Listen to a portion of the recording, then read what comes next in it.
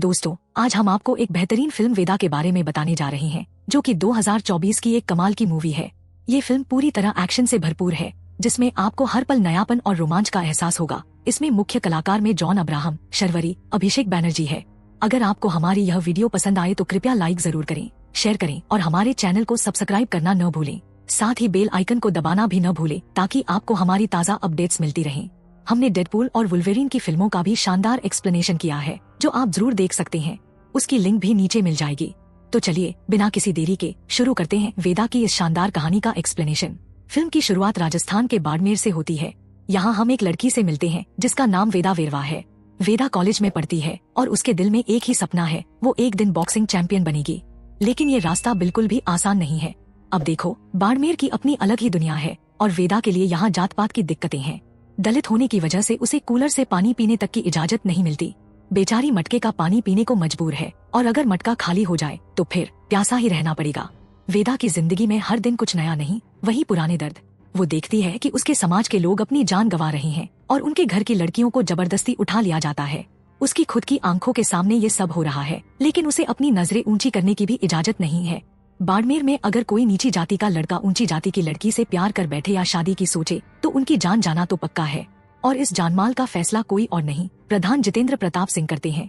ये 150 जिलों के प्रधान हैं, लेकिन जब बात आती है इंसाफ की तो सब कुछ अपनी जाति के लोगों के फेवर में ही करते हैं।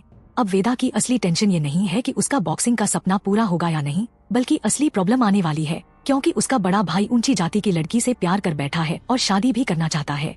अब सोचो, एक तरफ प्रधान की इंसाफ की तलवार और दूसरी तरफ उसके भाई का ये चक्कर। घर में भी माहौल कुछ ठीक नहीं है। वेदा के माता पिता और एक बड़ी बहन भी है, लेकिन भाई की मोहब्बत ने सबको चिंता में डाल दिया है। अब सीन बदलता है और हम पहुंच जाते हैं पीओके में। यहाँ मेजर अभिमन्यु की एंट्री होती है, जो गोरखा रेजिमेंट का फौजी है। वो यहाँ एक मिशन पर आया है, इलियास नाम के आदमी को जिंदा पकड़ने। यहाँ वो डॉक्टर बनकर आया हुआ है ताकि पकड़ा न जाए, पर जल्दी ही उसकी पोल खुल जाती है। इलियास के लोग समझ जाते हैं कि ये डॉक्टर तो बिल्कुल नहीं है। तो कहानी में अब आता है मेजर अभिमन्यु का बड़ा मोमेंट। वो उन सभी गुंडों को सबक सिखाता है और उन्हें बड़ी ही बेरहमी से मारता है। दूर से कैप्टन भी ये सारा नजारा देख रहे होते हैं और स्नाइपर भी दूर से अभिमन्यु को सपोर्ट कर रहा होता है। जब सारे गुंडे मर जाते हैं तो आखिरकार अभिमन्यु के हाथ इलियास लग जाता है। लेकिन अब ट्विस्ट देखो, वो इलियास को फौज के हवाले नहीं करता, बल्कि उसे अपने पास रखता है और खुद उसे मार डालता है। हद तो ये है कि अभिमन्यु इलियास का सिर काट कर लाता है। अभिमन्यु ने कैप्टन की बात नहीं मानी थी और इसका कारण साफ था, इलियास ने हाल ही में उसकी पत्नी राशि को मार दिया था। अभिमन्यु की दुनिया में राशि से बढ़कर कोई नहीं था और उसने बदला लिया, लेकिन इसका नतीजा ये निकला कि उसका कोर्ट मार्शल हो गया और उसे आर्मी से निकाल दिया गया। अब उसे आम आदमी की तरह जीना था। अभिमन्यु अपनी पत्नी राशि से बहुत प्यार करता था और उससे किया एक वादा उसे बाड़मेर ले आया। दरअसल राशि का मायका बाड़मेर में था और अभिमन्यु ने उससे वादा किया था कि अगर कभी कुछ गलत हुआ तो वो सीधा बाड़मेर ही जाएगा। अब अभिमन्यु बाड़मेर आ गया, जहाँ सिर्फ उसके ससुर ही हैं। अभी उसका कोर्ट मार्शल हो चुका है और वो हाल ही में बाड़मेर पहुंचा है, इसलिए उसके पास कोई काम नहीं है। हाँ, उसे कॉलेज में बॉक्सिंग कोच की नौकरी मिल सकती है अगर प्रधान जी थोड़ा सपोर्ट कर दें। लेकिन पहले ही दिन यहाँ आते ही अभिमन्यु को एक बड़ा झटका मिलता है। उसे एक सूटकेस में एक लड़की की डेड बॉडी मिलती है। ये लड़की प्रधान जी के आदमियों द्वारा मारी गई थी, क्योंकि उसने एक नीची जाति के लड़के से प्यार किया और शादी कर ली थी। अब यहाँ असली खेल शुरू होता है। प्रधान जी, जो दिन में बड़े सीधे साधे इंसान लगते हैं, रात होते ही उनका असली चेहरा सामने आता है। वो इंसाफ के नाम पर लोगों को बेरहमी से मारते हैं। अब यहाँ अभिमन्यु आता है, जो बॉक्सिंग कोच की नौकरी के लिए आया था, लेकिन कहानी में और गहराई है। प्रधान जी को राशि के बारे में सब कुछ पता है और वो उसे बहन की तरह मानते थे। प्रधान ने आखिरकार अभिमन्यु को कॉलेज में बॉक्सिंग कोच की नौकरी दे ही दी। अभिमन्यु का कॉलेज में ये पहला दिन था और जैसे ही वो बाड़मेर के माहौल में कदम रखता है, उसे ये जगह कुछ अजीब सी लगने लगती है। उसने कभी ऐसा माहौल नहीं देखा था जहाँ पर जात पात की दीवारें इतनी मोटी हों। उसे सबसे ज्यादा अजीब लगा कि प्रधान का छोटा भाई अक्सर नीची जाति के लोगों पर जुल्म ढाता रहता है और उन्हें किसी भी चीज में आगे बढ़ने से रोकता है। पहले ही दिन अभिमन्यु की मुलाकात होती है वेदा से। वेदा जोश से भरी हुई है और उसका एक ही सपना है, बॉक्सिंग चैंपियन बनना। लेकिन उसकी जाति की वजह से उसे प्रधान या उनके छोटे भाई से परमिशन लेनी पड़ती है। अभिमन्यु ने देखा कि वेदा में वो जुनून है जो बाकी लड़कों में नहीं है। एक दिन जब सारे स्टूडेंट्स बॉक्सिंग की लाइन में लगे थे, तभी प्रधान का छोटा भाई आता है और वेदा को लाइन से खींचकर बाहर कर देता है। वो कहता है, तुम्हें लाइन में लगने की जरूरत नहीं है, और उसे सफाई का काम दे देता है। कुछ दिन इसी तरह बीतते हैं और एक दिन जब वेदा कॉलेज के लिए निकल रही होती है, प्रधान का छोटा भाई उसे रोक लेता है। वो वेदा को 5 बॉक्सिंग पंच मारता है जो उसने हाल ही में सीखे थे। वेदा ने भी ये पंच दूर से देखे थे, लेकिन वो कुछ कर नहीं सकती थी। बेचारी वेदा तो बस अपने सपने पूरे करने के लिए रात भर अपने घर वालों से 2 लाख रुपए लेकर आई थी ताकि वो बॉक्सिंग के लिए जरूरी चीजें खरीद सके। लेकिन प्रधान के छोटे भाई ने न सिर्फ उसके सारे पैसे फाड़ दिए बल्कि उसकी हालत भी बहुत खराब कर दी थी। अब अभिमन्यु के लिए ये सब देखना मुश्किल हो गया था। उसे गुस्सा आ गया। रात को जब प्रधान का छोटा भाई और उसके दोस्त एक क्लब में मजे कर रहे थे, तब अभिमन्यु अपने चेहरे पर मास्क डालकर वहां पहुंचता है। वो प्रधान के लोगों को बेरहमी से पीटता है। इस पूरे घटनाक्रम की एक वीडियो भी बनी थी, लेकिन अभिमन्यु का चेहरा ढका हुआ था, इसलिए प्रधान को ये समझ नहीं आया कि ये काम किसने किया। हालांकि उसे शक अभिमन्यु पर ही हो रहा था। अब कहानी में नया मोड़ आता है। अभिमन्यु ने वेदा की ट्रेनिंग शुरू कर दी थी, लेकिन कॉलेज के टाइम पर नहीं बल्कि सुबह सुबह जब बाकी लोग सो रहे होते थे। करीब 4 से 5 बजे के बीच वो वेदा को हर दिन कड़ी ट्रेनिंग देने लगा। अब वेदा का सपना धीरे धीरे हकीकत में बदलने की तरफ बढ़ने लगा था।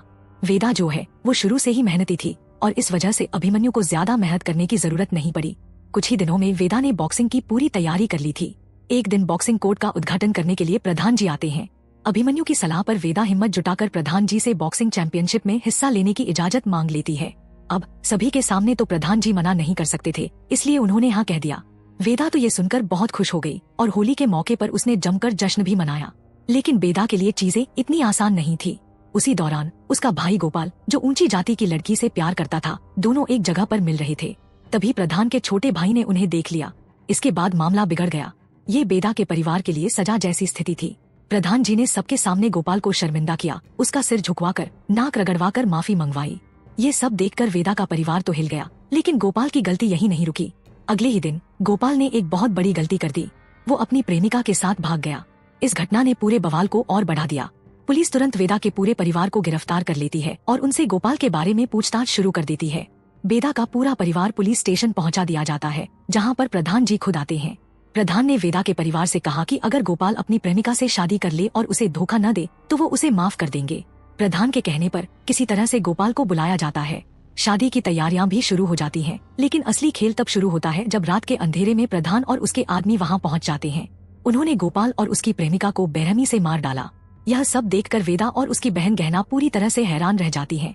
दोनों को समझ में आ जाता है कि अब अगला नंबर उनका है।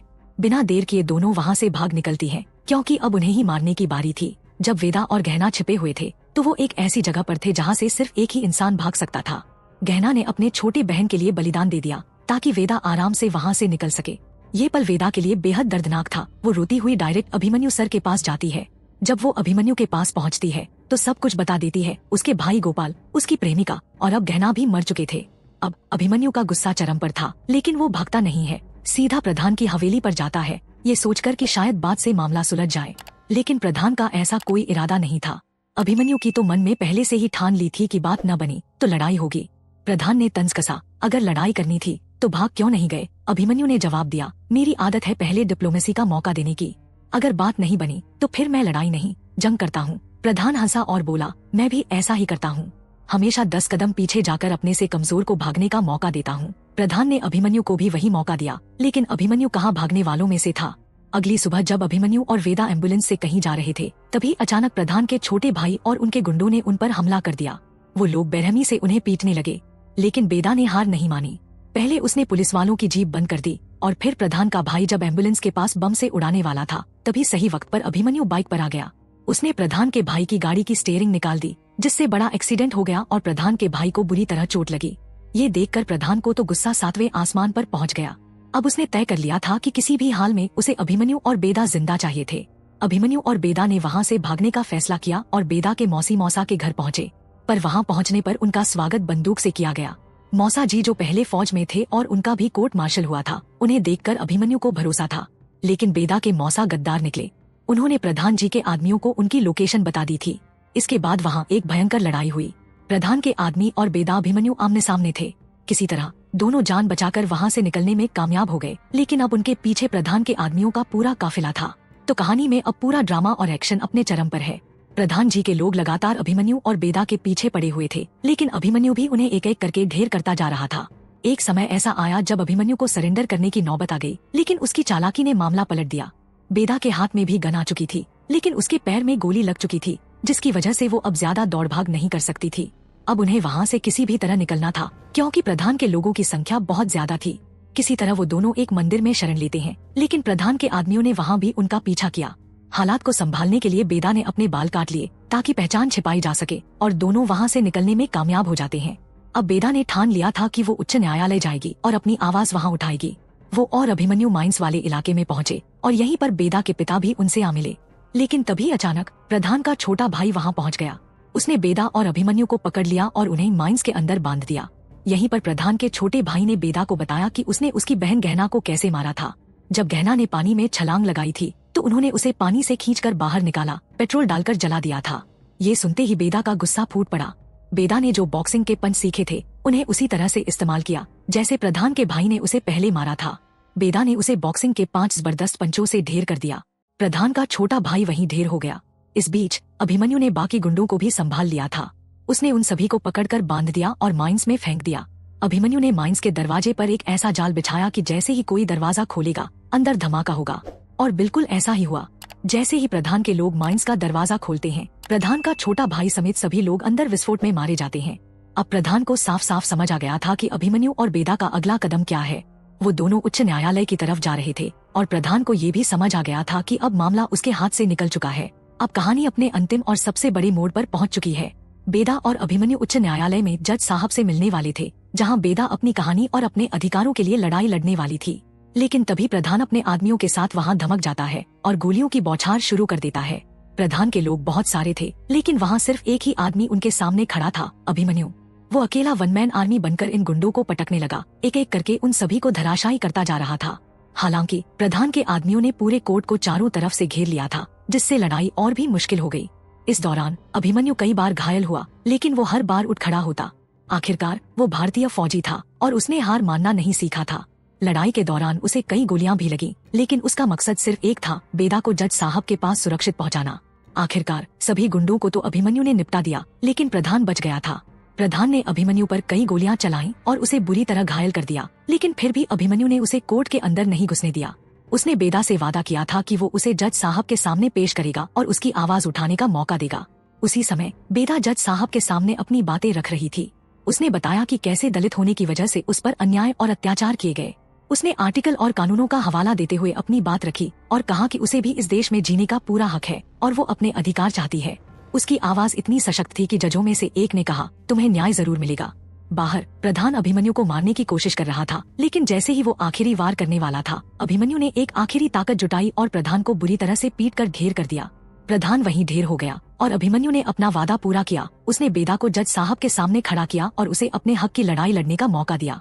अभिमन्यु का संघर्ष, बेदा की हिम्मत और न्याय की जीत, ये कहानी बस यहीं खत्म नहीं होती बल्कि एक संदेश के साथ खत्म होती है कि अन्याय के खिलाफ लड़ने की हिम्मत और न्याय की ताकत हर बाधा को पार कर सकती है। यह थी वेदा फिल्म की पूरी कहानी।